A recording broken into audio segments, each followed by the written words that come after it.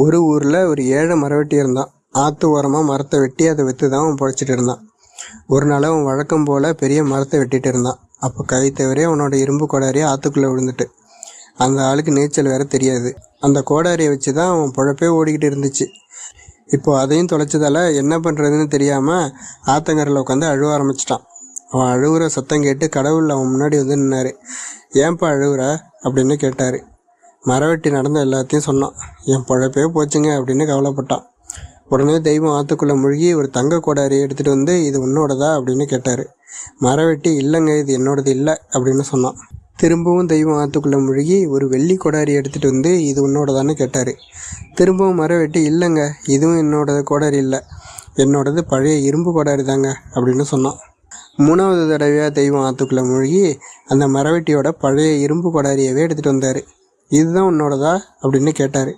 மரவெட்டிக்கு ஒரே சந்தோஷம். ஆமாங்க, இதுதான் என்னோட கோடாரி அப்படின்னு சொன்னான். மரவெட்டியோட நேர்மையை பார்த்த தெய்வம் ரொம்ப சந்தோஷப்பட்டார்.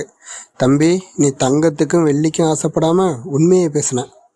உன்னோட நேர்மைக்கு நான் பரிசு தரேன்னு சொல்லிட்டு அவனோட இரும்பு கோடாரியோடு சேர்த்து அந்த தங்க கோடாரி வெள்ளி கோடாரி ரெண்டையும் பரிசாக கொடுத்தாரு. மரவெட்டி ரொம்ப சந்தோஷமாக தெய்வத்துக்கு நன்றி சொல்லிட்டு போனான்.